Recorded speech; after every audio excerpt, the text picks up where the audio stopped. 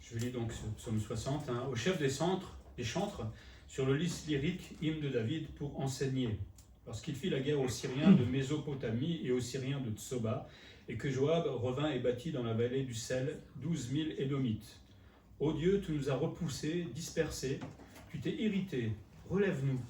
Tu as ébranlé la terre, tu l'as déchirée, répare ses brèches car elles chancellent.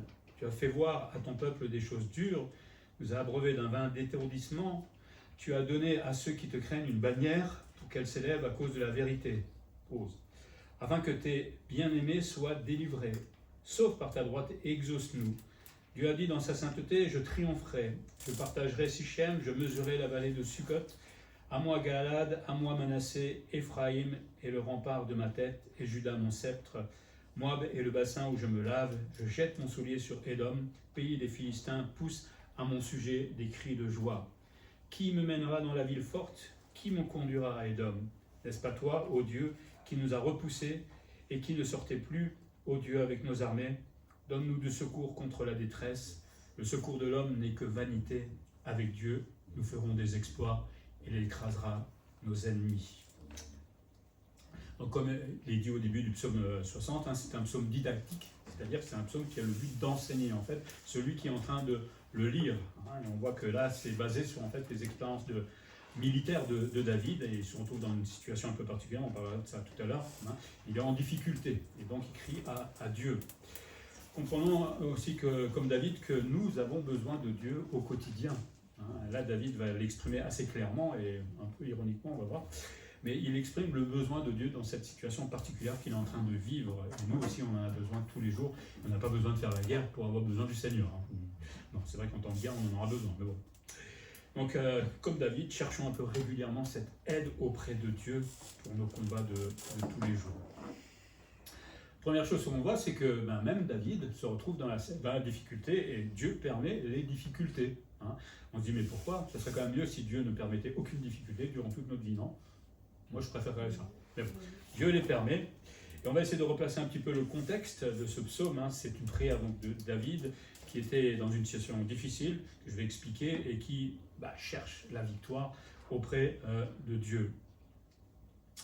Donc ce contexte, alors lui, il était parti vers le nord-est, faire la guerre contre les Syriens de Mésopotamie et les Syriens de Tsoba, entre Damas et la haute vallée de l'Euphrate, je ne sais pas si vous connaissez, mais c'est au nord, on va dire au nord-est d'Israël. Pendant qu'il est en train de faire la guerre, en bas, Moab et Édom, qui sont au nord-est, en fait, sont en train d'aller attaquer Juda. D'accord? Du coup, lui, il se retrouve bloqué là-haut, il ne peut rien faire pour aller attaquer en bas.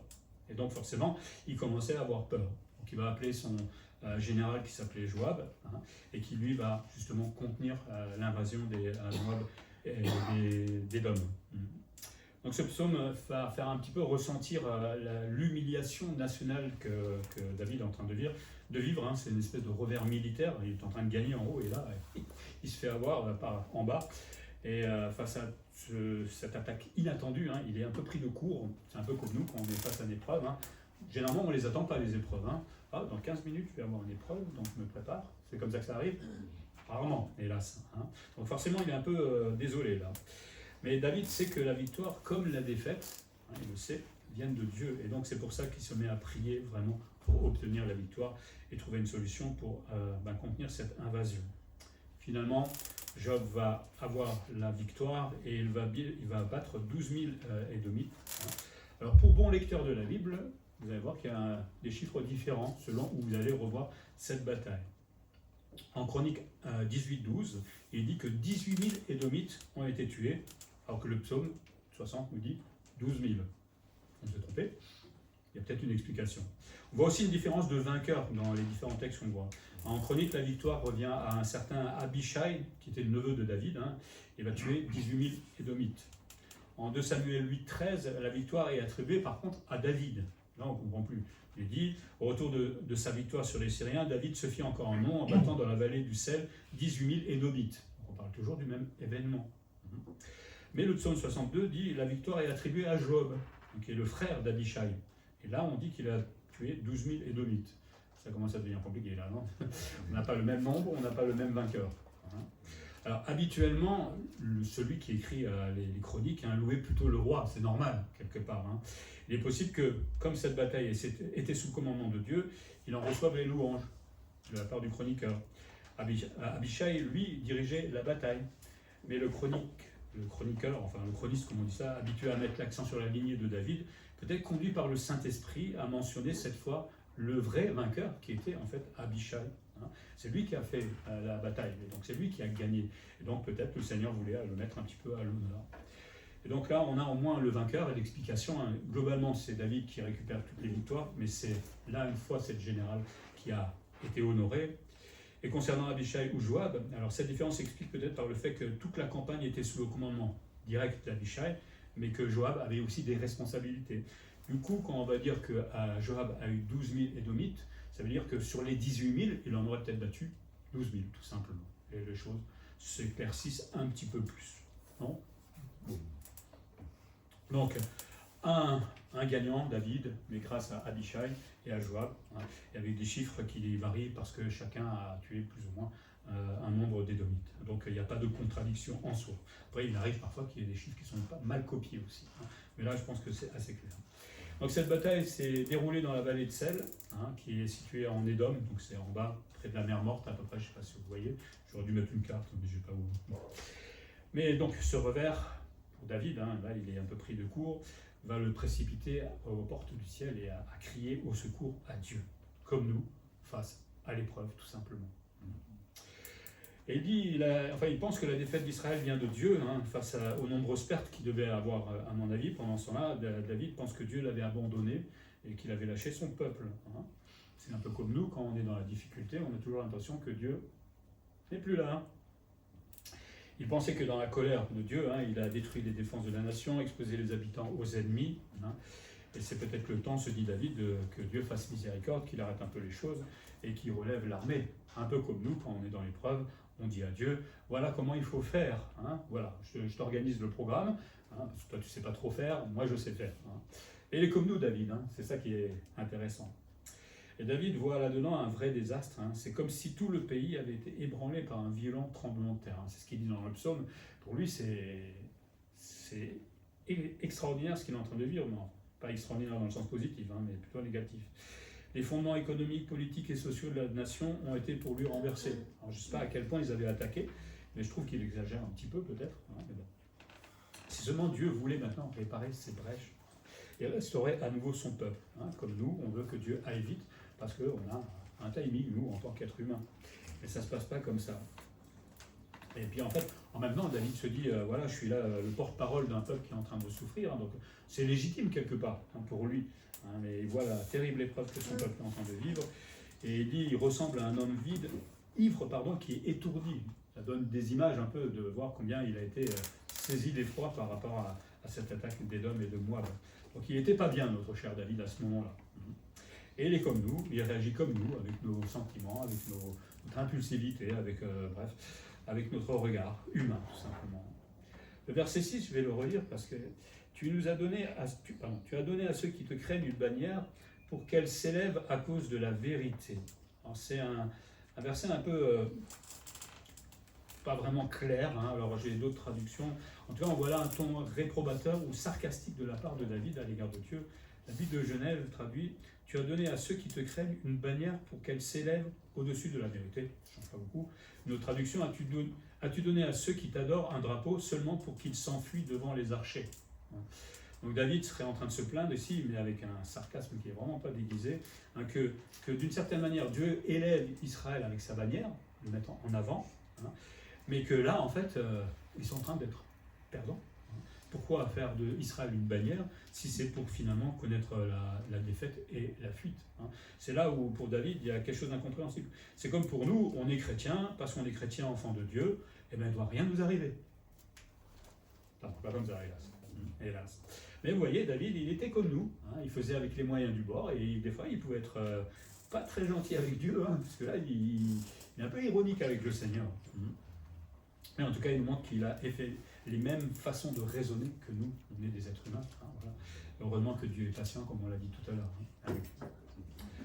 Ainsi, Israël qui s'est fait le champion de la cause de Dieu, hein, maintenant a été mené à la défaite. Donc pour David, c'est complètement incompréhensible. Ce n'est pas la première défaite qu'il vit, je pense. À quoi donc sert-il d'être l'élu de Dieu et de le servir si c'est pour être finalement abandonné? À quoi ça sert d'être élu de Dieu, nous aussi en tant que chrétiens, si finalement le Seigneur nous laisse des fois tomber? Alors le Seigneur ne nous laisse jamais tomber, c'est nous qui croyons. Mais il nous met dans ces situations parfois, peut-être comme David, pour crier au ciel. Pour nous, Dieu permet également que parfois nous retrouvions livrés à nous-mêmes. C'est fait exprès, c'est pour notre foi, c'est pour que l'on grandisse en maturité. Et donc Dieu permet parfois que nous avons beau crier, Dieu n'agit pas. Et là on est content, on n'est pas content. Dieu est toujours là et il nous regarde du haut du ciel certainement. Et on se sent seul parfois dans l'épreuve, on se sent tout seul, et sans vraiment comprendre ce que Dieu est en train de faire. Alors ça nous arrive tous à un moment, alors comme disait tout à l'heure Virginie, quand c'est pas long ça va, mais quand ça dure, il est où le Seigneur? Qu'est-ce qu'il fait? C'est là où Dieu nous apprend à grandir dans la foi. Et pourquoi il veut nous faire grandir dans la foi? C'est pas pour nous embêter, c'est pour devenir de plus en plus dépendants de Dieu. Parce que naturellement, on n'est pas dépendant de Dieu. Naturellement, on va se débrouiller tout seul. On est fort pour se débrouiller tout seul. Alors il y a des choses qu'on arrivera à faire, et il y en a beaucoup, on n'y arrivera pas sans Dieu. Et si on a des fois des sarcasmes, de l'ironie vis-à-vis de Dieu, croyez-moi, moi aussi des fois j'ai des petits mots un peu où je ne comprends pas ce que Dieu fait, on devrait plutôt arrêter ces choses-là et avoir un peu plus de foi et de confiance dans le Seigneur. Parce que, en tout cas moi avec mon recul, je vois quand même qu'il a fait beaucoup de choses dans ma vie. C'est pas parce que ça dure 2 jours de plus qu'il faut tout de suite devenir sarcastique ou je ne sais pas quoi. Enfin, moi ça me rassure quelque part, c'est que David, il est comme nous. Bon, il était un roi par contre, après ça on n'est pas roi et je ne voudrais pas avoir sa responsabilité. Donc David comprend que la difficulté est parfois autorisée par Dieu, mais là il ne semble pas très content en fait. Oui. Mais Dieu fait ce qu'il veut. Et surtout Dieu sait ce qu'il fait. C'est ça la grande différence. Puis on voit que l'espérance d'Israël finalement est que dans le Seigneur. Il aura beau se débrouiller tout seul, il a besoin toujours de Dieu. David va prier, et cette prière du psalmiste surgit des centres d'une défaite humiliante et difficile. Il est vraiment à plat, on a l'impression. Et donc il crie vraiment à Dieu, mais vraiment triste, et voilà, je ne sais plus comment faire en fait, tout simplement. Et il parle en son nom personnel et surtout au nom du peuple qu'il qualifie de tes bien-aimés. Je ne sais pas s'il faut y voir là encore des espèces de chantage, je ne sais pas. Tu as vu tes bien-aimés, comme tu les aimes, pourquoi tu les laisses dans cette situation-là? On fait ça nous aussi des fois. Alors je ne sais pas s'il a voulu le faire, mais en tout cas ça donne cette impression. Il essaie d'attendrir un peu le cœur de Dieu en lui rappelant qui ils sont vis-à-vis de lui, mais on ne manipule pas Dieu. On peut faire tout ce qu'on veut, on ne manipule pas Dieu. Ça peut être une vérité, c'est vrai, c'est une vérité, nous sommes les bien-aimés. Voilà. On peut le rappeler à Dieu par contre, ça, qu'on est les bien-aimés, mais pas dans le sens de chantage, j'ai envie de dire. Et donc David, dans sa prière, implore la délivrance de Dieu. Il désire à nouveau une victoire et un rétablissement avec cette communion avec Dieu. Alors, je ne pense pas que la communion a été coupée avec Dieu. C'est simplement que Dieu le lâche un petit peu. Et on voit que c'est peut-être lui qui n'avait pas une communion avec Dieu, puisqu'il a l'impression d'être tout seul. Ben non, il n'est pas tout seul, Dieu est là. Un certain Gélineau disait « Viens délivrer tes amis », pour faire un petit résumé de la prière de David. « Viens délivrer tes amis, secours-nous de ta droite puissante et réponds. » Seigneur, viens nous aider. Et à partir du verset 8 à 10, on va changer d'orateur. Ça ne se voit pas vraiment clairement sur le texte, mais on change d'orateur, c'est plus David qui parle, ça va être Dieu qui va commencer à parler. Et on a là un oracle divin, du verset 8 à 10, donc on change d'orateur, c'est Dieu lui-même qui parle maintenant. Et il fait entendre sa voix dans le sanctuaire. Dieu parle depuis là où il est, et l'Éternel parle dans sa sainteté. C'est marrant cette expression, il parle dans sa sainteté. Dieu, on sait qu'il est saint, 3 fois saint, infiniment saint, mais quand il parle, c'est saint aussi. C'est ça qui est marrant. Quand nous on parle, c'est pas très souvent saint. Mais il fait des promesses, et il promet la victoire, mais pas au rythme où voudrait David. Il dit qu'il va à nouveau occuper tout le pays d'Israël, et il va triompher de ses adversaires païens. Et il va faire une petite liste de pays dont il revendique le droit. Il rappelle que c'est à lui, ces pays-là. Sichem, Sukkot, Galad, Manassé, Ephraïm et Juda, ce sont des territoires qui appartiennent à Israël. Et donc Dieu va les récupérer. Il va partager aussi Sichem, qui était à l'ouest du Jourdain, et la vallée de Sukkot, qui était à l'ouest, à l'est. Il dit aussi qu'il possédera Galad. J'aurais dû prendre vraiment une carte, mais bon, vous regarderez éventuellement à la maison. Et les 2 territoires de Manassé qui étaient côté du Jourdain. Éphraïm sera son rempart, c'est-à-dire son casque. Une protection, c'est lui qui va prendre la tête de la défense nationale. Donc il met le casque et il va défendre en fait Israël. Il dit aussi que Juda est son sceptre. Ça nous rappelle Genèse 49, 10, où il dit « Le sceptre ne s'éloignera point de Juda, ni le bâton souverain d'entre tes pieds, jusqu'à ce que vienne le Shiloh, et que le peuple lui obéisse. » Le Shiloh, c'est Jésus, évidemment. Donc il dit Juda sera ce sceptre, qui rappelle donc cette prophétie de Jacob, qui était sur son lit de mort à ce moment-là. Et puis Juda deviendra alors le siège du gouvernement, et c'est David qui va diriger, malgré qu'ils soient en difficulté pour l'instant. Donc Dieu essaie de rassurer un peu David, oui, pour l'instant tu es en guerre, mais à un moment il y aura quand même la paix. Et donc je te fais ces promesses-là. Au verset 10, Dieu proclame aussi sa domination. Tout ça, Dieu le fait pour rassurer et donner un peu de force à David, parce que peut-être David voulait combattre tout seul, avec ses forces, ou en criant à Dieu, mais maintenant Dieu lui fait toutes ses promesses, et ça devrait le combler en fait, et lui dire, bon ok, l'épreuve est là, ça ne va pas durer des années, et le Seigneur me fait des promesses. Et donc cette promesse aussi, c'est que Dieu va se tourner vers 3 des nations environnantes, et il proclame sa domination sur elles. Ok David, pour l'instant il n'y a rien, mais bientôt c'est toi qui domineras grâce à moi sur ces nations. Moab, qui était au sud, en bas vers la mer Morte, deviendra son bassin. Alors l'expression c'est comme pour laver les pieds du vainqueur. C'est vraiment, le vainqueur se fait laver les pieds par celui qui a perdu, donc c'est une forme d'humiliation. J'aime bien l'expression, il jettera son soulier sur Édom. C'est rigolo cette expression en verset 10. Alors l'idée c'est qu'il va prendre possession brutalement en fait de Édom pour l'asservir et le mépriser, tout simplement. Humilié comme pour Moab. Et puis l'expression qui est dite, les Philistins pousseront des cris de joie. Il y a d'autres traductions qui disent plutôt des cris de terreur. Alors il y a plus pour jour de cris de joie que de terreur, mais c'est difficile. Parce que je ne vois pas la joie qu'auraient les Philistins de voir Moab et Édom être jugés, à moins qu'ils avaient des différends avec eux, ou alors tout simplement, oui, parce que peut-être que Édom et Moab les embêtaient aussi, et donc là ils seraient en paix. Je ne sais pas, moi je serais plus pour l'idée de terreur, parce que ça montre aux Philistins qui étaient toujours en guerre avec Israël, que Dieu est en train de faire le ménage, donc calmez-vous un petit peu. Bon, prenez la version que vous préférez. Ce qu'on peut apprendre pour nous aujourd'hui, c'est la question déjà de se savoir vers où se porte notre espérance dans l'épreuve. Est-ce que, et on le fait tous, on se débat d'abord avec nos propres forces. On le fait tous au départ. On se dit qu'on va y arriver, mais à un moment on se rend compte que on n'est pas de taille. Alors soit on continue à se battre et là on s'enfonce de plus en plus dans le bourbier, soit on va appeler Dieu comme David est en train de le faire. Moi je vous conseille d'aller directement vers Dieu, vous perdrez un peu moins de temps. Et surtout, vous perdrez moins de plumes, surtout. Bon, après, c'est naturel, c'est notre ego. On est comme cela, mais on apprend à changer. David semble perdu, parce qu'il croit que Dieu l'a abandonné. La prochaine fois que vous avez l'impression que Dieu n'est pas là, ça veut dire que Dieu a disparu. Parce que c'est ça l'idée, en fait, quelque part. Quand j'ai l'impression que Dieu ne m'aide pas ou ne veut pas me sortir de l'épreuve, Dieu n'existe plus d'un coup, c'est ça ? On est stupide, quand on y réfléchit un petit peu à notre façon de penser avec nos raisonnements. Ça, c'est des sentiments. Et il y a une chose que moi j'ai appris en tant que jeune chrétien, c'est de compter pas sur vos sentiments. Ils sont trompeurs. Alors, pas tous, mais la plupart. Ce qu'on peut ressentir parfois, on trompe énormément. Et là, David était complètement trompé par ses sentiments parce qu'il gérait à vue humaine. Il voyait, il touchait, il sentait peut-être, mais il ne voyait pas Dieu agir. Il ne savait pas que Dieu lui promettait déjà plein de choses plus tard. On est pareil.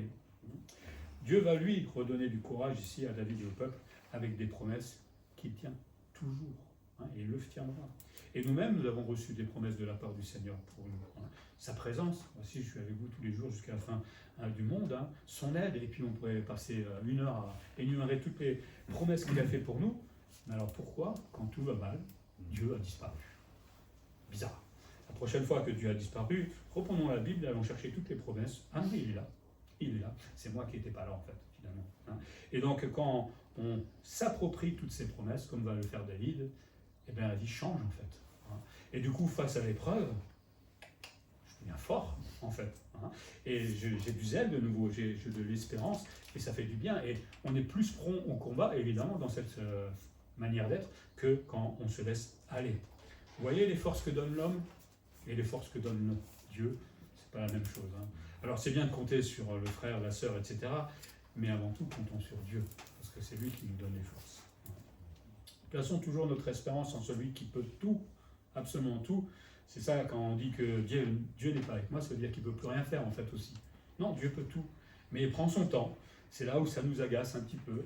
Et c'est aussi selon sa volonté. Ah, si on pouvait faire ma volonté, Seigneur, ça serait tellement plus simple. Mais le problème, c'est qu'ici, il y a tellement de volontés différentes, peut-être, ça serait un peu compliqué si c'est chacun notre volonté, non? Ça serait un gros bazar, je crois, à la fin. Parce qu'à la fin, je crois qu'on se taperait dessus, parce que moi, je ne serais pas d'accord avec toi, ou avec toi, parce que ma volonté est mieux que la tienne. Je calcule mieux. Heureusement que c'est la volonté de Dieu qui prime. Puis les derniers versets, on voit qu'Israël a vraiment besoin de Dieu, comme nous. Et puis on change de nouveau d'orateur. Là, c'était Dieu qui parlait. À partir du verset 11, c'est plus la même personne qui parle, c'est plus Dieu. Les éditions de la King James, en anglais, vont mettre des guillemets, en fait. Ils ferment ce qui a été dit par Dieu au verset 10 par des guillemets. Et en même temps, on voit que c'est pas Dieu, parce qu'au verset 11, je vais le lire, ce sera plus simple. Qui me mènera dans la ville forte? Qui me conduira à Édom? Je ne pense pas que Dieu demande à quelqu'un de l'aider pour faire cela. Je pense que Dieu peut le faire tout seul. Donc on pense plutôt que c'est David qui reprend la parole et qui pose des questions, justement. Il dit Édom était aussi appelé Botsra, Séla et Pétra. Il y avait plusieurs noms, en fait. Et donc le nom ici désigne en fait tout le pays d'Édom. Et donc David soupire après le jour où cette capitale d'Édom va enfin tomber entre les mains d'Israël. Pourquoi? Parce qu'ils auront la paix. Parce que c'était des ennemis qui revenaient tout le temps, et ça ne s'arrêtait jamais. Et c'est vrai que ça doit être fatigant de faire toujours la guerre. Et toujours sur le qui-vive, ça doit être une vie pas terrible. Donc Juda n'aurait plus à craindre. C'est un bon plan, en fait, ce qu'il est en train de dire là. Et donc il ne craindrait plus leurs attaques imminentes, comme il est à ce moment-là. David veut être en même temps l'instrument de cet anéantissement de Édom, et il voudrait que Dieu l'utilise tout simplement pour juger le peuple. Et comme ça, il pourra attaquer tranquillement au nord, il n'y a plus personne qui l'embêterait au sud. En termes de stratégie, c'est pas bête. Mais bon, Dieu ne fait pas toujours ce qu'on veut. Au verset 12, on a l'impression que Dieu cache sa face. Pour l'instant, l'espoir, malgré tout ce qui vient d'être fait, David ne voit pas grand-chose. L'espoir de David semble vain, parce qu'il pense que Dieu est inactif, ou peut-être il est invisible pour ses élus. En tout cas, c'est comme ça qu'il semble le dire. Ok, tu me fais des promesses, mais là, tu n'es toujours pas là. Pourquoi? Qu'est-ce qu'il faut faire pour que tu sois là, Seigneur? Il les a repoussés et il n'accompagne plus les armées d'Israël pour leur garantir la victoire. Et c'est quand même beau. David pleure parce qu'il se sent seul. Dieu lui fait des promesses. Ça devrait en fait réconforter. Et puis il continue à se larmoyer. Ah, Dieu n'est toujours pas là, il ne va pas m'aider à la victoire, etc. Qu'est-ce qu'on peut faire de plus à un moment? On est comme ça aussi. On connaît les promesses de Dieu et on a peur. On est humain. En tout cas, c'est le sentiment de David là. Mais Dieu est toujours présent, on le sait, mais le timing est différent. En ton temps, Seigneur, en ton temps, et pas à la vitesse où on voudrait. Donc David continue de supplier Dieu, et demande de combattre aux côtés de son peuple qui était troublé. Je pense que face à son armée qui devait paniquer, c'est pas évident de rassurer tout le monde. Il faut se mettre à sa place aussi. Mais là, il montre vraiment qu'il a besoin de Dieu. On voit ça. Saül, le roi qui était avant, lui faisait les choses à sa manière, et il faisait semblant de demander à Dieu quelque chose, mais il gérait la situation. David aurait pu faire la même chose, mais on sent en lui vraiment qu'il a besoin de Dieu. Il a besoin de force pour agir et savoir comment faire. C'est là où on voit qu'il avait une vraie relation avec Dieu. Puis des fois, il y avait des hauts et des bas, mais voilà. David va combattre par la foi, mais il faut d'abord accepter les promesses qui vont être faites par Dieu, et pour son peuple aussi. Et donc, le psaume va s'achever tout doucement sur une note de confiance et d'espérance. Compter sur Dieu fait du bien, en fait. hein. Compter sur Dieu fait du bien. On peut prendre tout notre temps à nous débattre, à imaginer des logiques, des stratégies pour essayer de s'en sortir. Ben voilà, à la finale, on aura toujours besoin de Dieu. Alors peut-être c'est pas mauvais nos stratégies, mais à la finale, j'aurai quand même besoin de Dieu pour m'aider dans mon épreuve, à la traverser, à la supporter, à être encouragé. On a quand même la chance, hein, on est vraiment chouchouté quand vient l'épreuve. Alors chouchouté tout le temps, hein. Il n'y a pas besoin d'une épreuve pour réaliser cela. Grâce à l'aide de l'Éternel, le peuple d'Israël est assuré de réussir de grands exploits. Avec Dieu, nous ferons des exploits. On chantera tout à l'heure, hein. Mais évidemment, ces exploits ne sont pas immédiats. C'est ça la grande difficulté de l'homme, d'accepter qu'il faut du temps pour arriver à une victoire ou arriver à ce que Dieu veut, tout simplement dans nos vies. Hein. Il dit, le psaume, ses ennemis seront écrasés sous ses pieds. Donc il y a l'assurance déjà de la victoire. Hein. Oui, avec Dieu, nous ferons des exploits. Demain matin, en partant au boulot, pour ceux qui partent au boulot, Dieu fera des exploits avec moi durant la journée. Hein. Il fera taire les personnes qui nous embêtent. Hein. Je ne sais pas s'il le fera. En tout cas, il me donnera les forces pour aller jusqu'au bout. Il me donnera aussi de la joie de travailler, quand ce n'est pas toujours marrant, parce que le travail, ce n'est pas toujours marrant. Hein. Bref, avec Dieu, nous ferons des choses extraordinaires. Qu'est-ce qu'on peut apprendre de ça pour nous?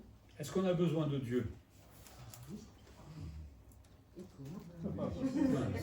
Sinon, je recommence tout depuis le début. Hein.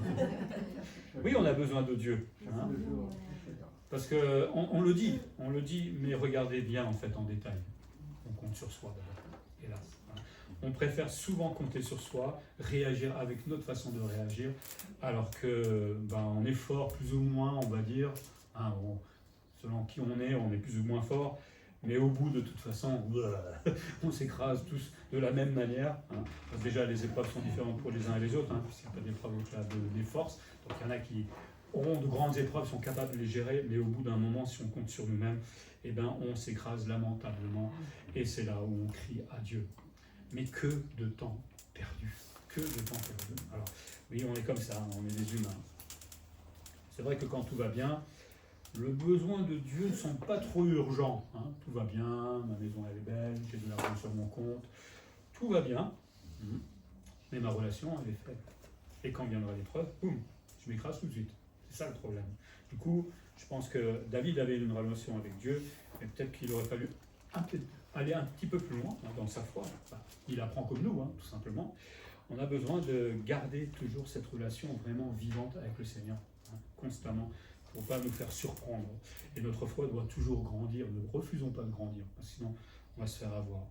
Par contre, quand viennent les difficultés, alors là, là on crie à Dieu. Alors là, on a besoin de Dieu. Besoin de Dieu tout le temps, tout le temps, tout le temps. Ah, Seigneur. Et on aime bien pleurer, pleurnicher. J'exagère un petit peu, mais l'idée est là. Mais on devra avoir la même soif, le même besoin de Dieu quand tout va bien. Eh oui. Hein. Alors c'est vrai que quand on est dans la difficulté, il y a des choses en plus supplémentaires pour lesquelles on crie à Dieu, ou alors on lui fait la tête. Alors des fois, moi je fais la tête à Dieu aussi, hein, quand ça va pas bien. Hein. Vous ne boudez pas des fois? Non, ça arrive, hein, quand les choses n'avancent pas comme on veut. Bon, après, je me calme un petit peu, je vous rassure tout de suite. Hein. Mais là, on crie à Dieu, on cherche Dieu de tout notre cœur. Mais ça devrait être comme ça tous les jours. On devrait avoir besoin de Dieu tous les jours, de la même manière, avec la même intensité, avec autant de force que David était en train de crier à ce moment-là à Dieu de l'aider. Quelles que soient les batailles qu'on doit mener, Dieu sera toujours à nos côtés.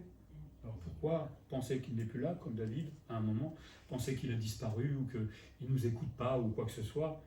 Alors c'est vrai que si la Bible nous dit que si on est dans le péché, il ne nous écoute pas, ça c'est clair. Mais quand on est dans une situation correcte, Dieu est à côté, dans l'invisible, certes, avec une notion de temps complètement différente. C'est lui qui a raison, c'est pas moi, hein, pour aller au bout. Hein. Et il m'a fait des promesses, donc à moi de saisir ces promesses et peut-être de lui les rappeler. Seigneur, tu m'as promis d'être à côté de moi. C'est pas être méchant vis-à-vis de Dieu. Il m'a fait une promesse. Donc, si je crois dans cette promesse-là, hein, je lui rappelle cette promesse, j'honore Dieu justement, parce que oui, tu m'as promis des choses, d'être avec moi jusqu'à la fin du monde. Donc, coucou, j'ai besoin de toi. J'ai besoin de toi, Seigneur. Donc David réalise sa totale dépendance à Dieu et le conduit à vivre et à combattre aussi avec humilité.